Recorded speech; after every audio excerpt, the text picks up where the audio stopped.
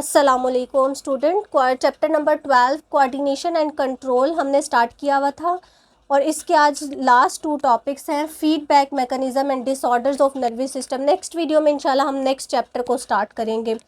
तो feedback mechanism क्या है, देखें इसमें वर्ड बैक का यूज़ हुआ है, ठीक है। अब देखें इससे पहले हमने बहुत सारे एंडोक्राइन ग्लैंड्स को डिस्कस किया, ग्लैंड्स में से बहुत सारे हार्मोन्स को हमने डिस्कस किया कि वो कौन कौन सा फंक्शन परफॉर्म करते हैं।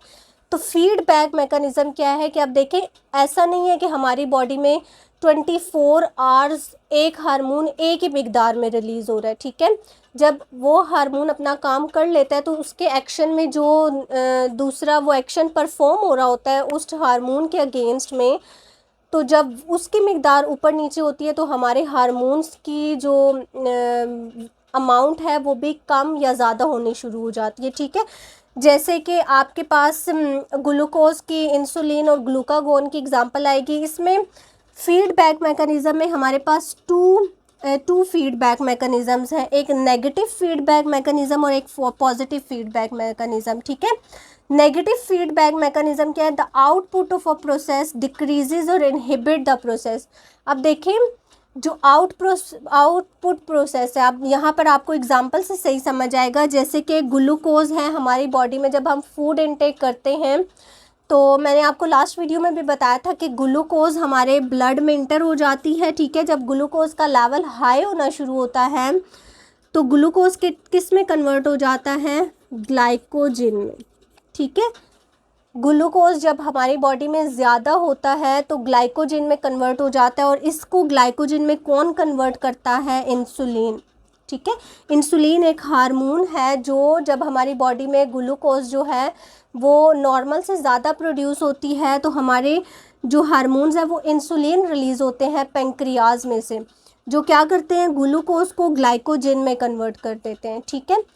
अब देखें ग्लूकोज ग्लाइकोजन में इंसुलिन कन्वर्ट करता जा रहा है। अब एक टाइम ऐसा आएगा कि ग्लूकोज जो है जितना नॉर्मल अमाउंट में होना चाहिए था उससे कम हो गया अब हमारे ब्लड में, ठीक है। एक टाइम था जब हमने फूड इनटेक किया तो उसके कुछ टाइम के बाद ग्लूकोज हमारी बॉडी में ज़्यादा होना शुरू हो गया तो हार्मोन कौन सा रिलीज़ हुआ, इंसुलिन। पेंक्रियाज ने इंसुलिन को रिलीज़ किया जिसने ग्लूकोज को ग्लाइकोजन में कन्वर्ट कर दिया, ठीक है। अब इंसुलिन अपना काम कर रहा है, वो करता जा रहा है। अब एक टाइम ऐसा आता है कि ग्लूकोज कम होना शुरू हो जाता है, ग्लाइकोजन में उसकी कन्वर्जन ज़्यादा होनी शुरू हो जाती है तो नॉर्मल से कम हो जाता है। साथ ही मैसेज हमारे ब्रेन के पास जाता है, इंटरनल केमिकल मैसेज जो है एंडोक्राइन ग्लैंड्स के थ्रू ही हमारे ब्लड में से मैसेज जाएगा कि ग्लूकोज लेवल जो है वो लो हो गया है, ठीक है। अब जब लो होगा तो फ़ौरन कौन सा हार्मोन रिलीज़ होना शुरू हो जाएगा, ग्लूकागोन, ठीक है। ग्लूकागोन क्या करेगा, ग्लाइकोजन को दोबारा ग्लूकोज में कन्वर्ट करना शुरू कर देगा, ठीक है। अब फॉर एग्ज़ाम्पल 8 to 10 आवर्स की फास्टिंग है, हमने इस टाइम में कुछ भी नहीं खाया तो हमारी जो स्टोर्ड ग्लाइकोजन थी वो ग्लूकोज में कन्वर्जन होना शुरू हो जाएगी और वो कौन करेगा, ग्लूकागोन, ठीक है। अब देखें ये फीडबैक मैकेनिज्म है कि ग्लूकोज का लेवल हाई हुआ तो हार्मोन कौन से रिलीज़ हुए, इंसुलिन। जैसे ही ग्लूकोज लेवल लो हुआ तो उससे मैं कौन सा हार्मोन रिलीज़ हुआ, ग्लूकागोन। तो ये फीडबैक मैकेनिज्म है।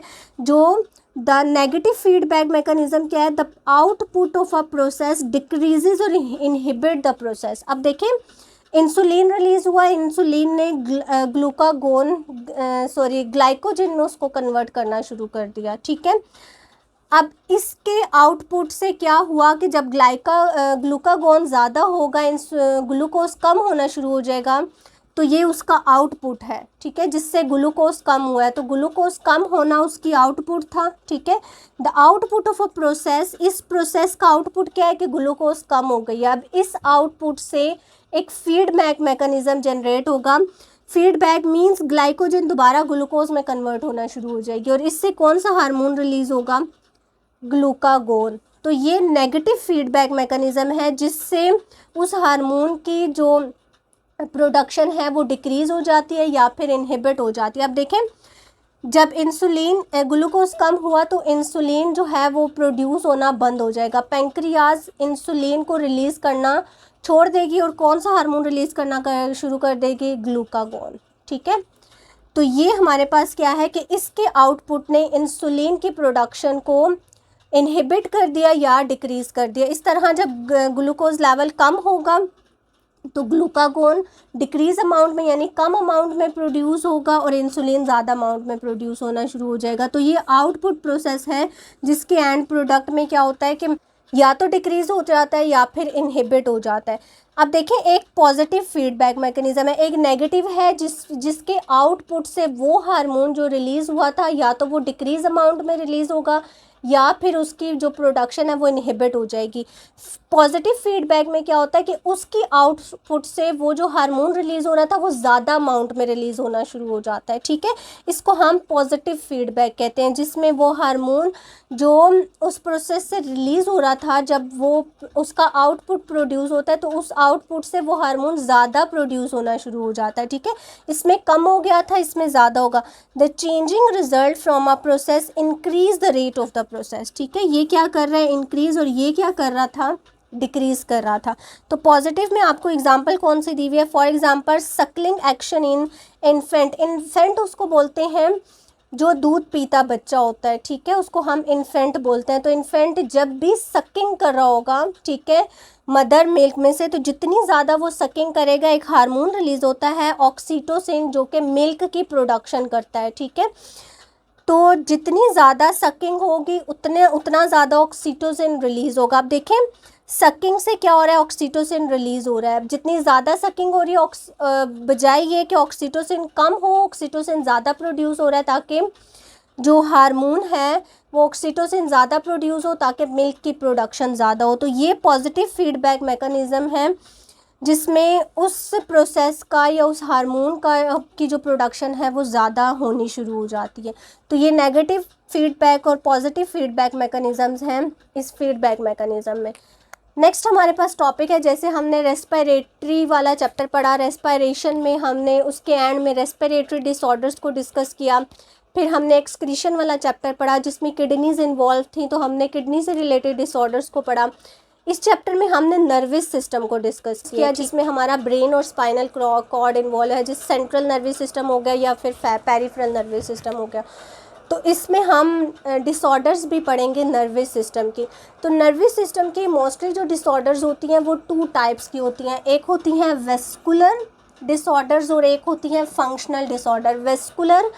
वेस्कुलर का वर्ड किससे निकला हुआ है, वेसल्स से। वेसल्स कौन सी, ब्लड वेसल्स, ठीक है।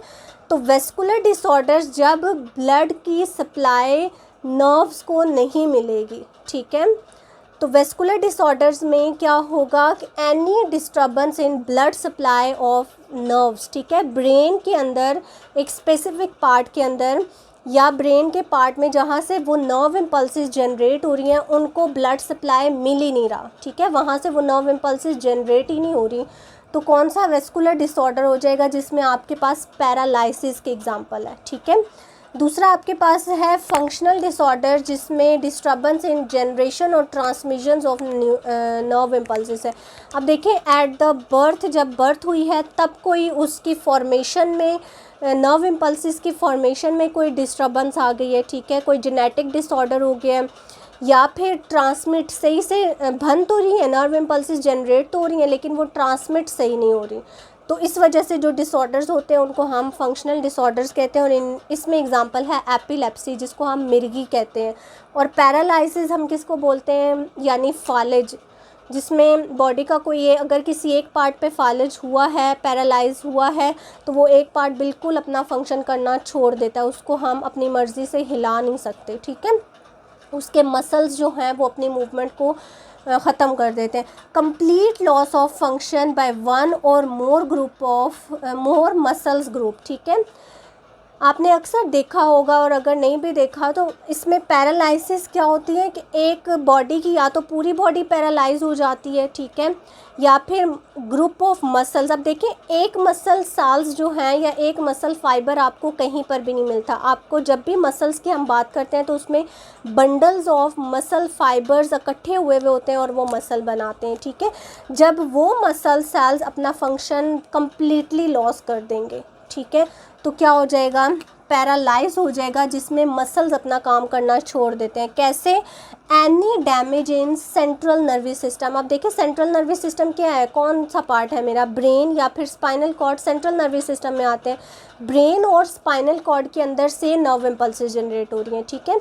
अब ब्रेन का या स्पाइनल कॉर्ड का ऐसा एक स्पेसिफिक पार्ट डैमेज हो गया है, जिसने फॉर एग्जांपल ब्रेन के अंदर से एक स्पेसिफिक पार्ट डैमेज हो गया है जो कि नर्व इम्पल्सेस को जनरेट करता है, और वो मेरे लेफ़्ट आर्म में आती हैं, ठीक है।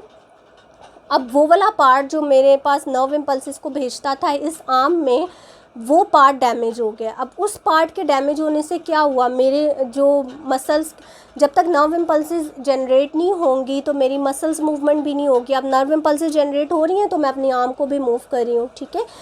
तो जब वो पार्ट जिसके थ्रू नर्व इम्पल्सेस मेरी इस आर्म में आ रही हैं, अगर वो पार्ट डैमेज हो जाएगा तो मेरे ये वाले मसल्स काम करना छोड़ देंगे, और मेरी ये जो बाजू है किस तरफ चली जाएगी, पैरालिसिस की तरफ, ठीक है, यानी अपना फंक्शन करना छोड़ देगी।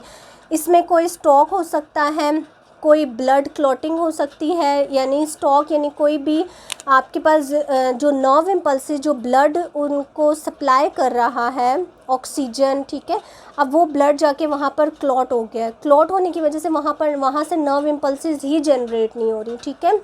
या फिर कोई पोलियो वायरस से कोई पॉइज़न है जो जाके उस पार्ट को इफ़ेक्ट करती है।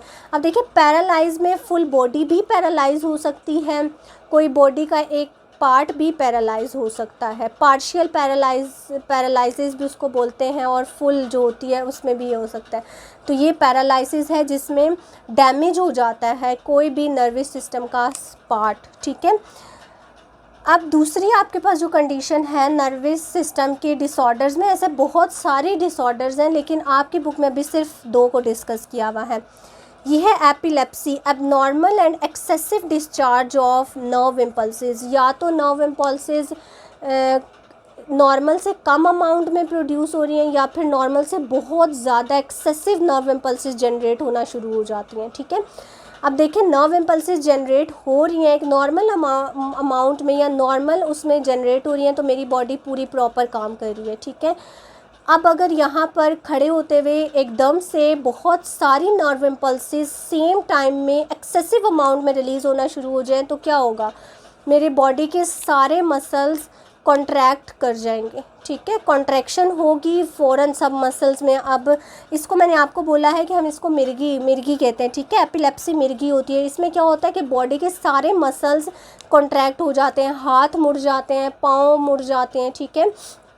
तो इसमें क्या होता है कि जब एक्सेसिव डिस्चार्ज होता है नर्व इम्पल्सेस को, तो वो फ़ौरन एकदम से मैसेज जाता है बॉडी में, और सारी जो बॉडी के मसल्स हैं वो कॉन्ट्रैक्ट हो जाते हैं। उस कंडीशन को हम एपिलेप्सी कहते हैं, और ये थोड़े टाइम के लिए होती है। ऐसा नहीं है कि ये 5-10 मिनट के लिए रहेगी, ये 1 मिनट से 1.5 मिनट तक रहती है, नॉर्मल थोड़ा बहुत टाइम होता है इसका, ठीक है। इसमें क्या होता है, अनप्रोवोक्ड सीजर्स होते हैं। सीजर्स उसी को हम कहते हैं जिसमें वो लोगों को दौरा सा पड़ जाता है, ठीक है। इन यंग, अगर यंग चाइल्ड्स में आपको ये सीजर्स दिखें तो इसका मतलब इसका कोई जेनेटिक या डेवलपमेंटल, जैसे हमने यहाँ पर देखा था कि अगर उस बच्चे में एट द बर्थ उसकी कोई नर्व इम्पल्सेस जनरेट हुई हैं तो उनमें कोई डिफेक्ट है, तब एपिलेप्सी हो सकती है, ठीक है। या फिर उनकी जो ट्रांसमिशन है नर्व इम्पल्सेस की वो सही नहीं हो रही, या कम हो रही है, या फिर बहुत ज़्यादा एक्सेसिव होना शुरू हो जाती है, जिसकी वजह से सीजर्स यानी दौरे पड़ना शुरू हो जाते हैं। तो अगर यंग में होगी तो इसका मतलब है कि वो कोई जेनेटिकली उसको कोई प्रॉब्लम है। अगर ओवर 40 ईयर्स हो रही है, ठीक है, 40 साल की उम्र के बाद हो रही है, तो इसमें कोई ब्रेन का ट्यूमर शामिल हो सकता है, ठीक है। ब्रेन में ट्यूमर्स बन जाते हैं, ब्लड की क्लॉटिंग होना शुरू हो जाती है। अब ये चीज़ जो है ये स्मोकर्स में ज़्यादा होनी शुरू हो जाती है। स्मोकर्स क्या कर, जब वो ज़्यादा स्मोकिंग कर रहे होते हैं, ठीक है, स्मोकर्स जो स्मोक करते हैं उनसे उनका ब्लड जो है वो गाढ़ा होना शुरू हो जाता है, उसमें प्लेटलेट्स की अमाउंट जो है वो ज़्यादा हो जाती है। तो प्लेटलेट्स की अमाउंट ज़्यादा होने से ब्लड जो है गाढ़ा हो जाता है, तो गाढ़ा होने से उसकी क्लॉटिंग होने के चांसेस ज़्यादा होते हैं, ठीक है। तो स्मोकर्स के अंदर भी एपिलेप्सी ज़्यादा देखने को मिलती है। आप देखिए हर कोई स्मोकर नहीं है, फिर भी उनके अंदर एपिलेप्सी नज़र आती है, तो उसका कोई और भी वजह हो सकती है, जैसे किसी एक्सीडेंट में, किसी ट्रॉमा में उसका वो नर्वस सिस्टम का कोई स्पेसिफिक पार्ट डैमेज हो सकता है, ठीक है, उसमें डिस्टर्बेंस हो सकती है, या फिर कोई चोट वगैरह ऐसी लग सकती है जिसमें अगर नर्वस सिस्टम सही से प्रॉपर फंक्शनल नहीं है तो उसमें भी एपिलेप्सी हो सकती है। तो ये 2 डिसऑर्डर्स थी। ये इस चैप्टर का लास्ट टॉपिक था। होप सो स्टूडेंट्स आपको समझ आ गया होगा।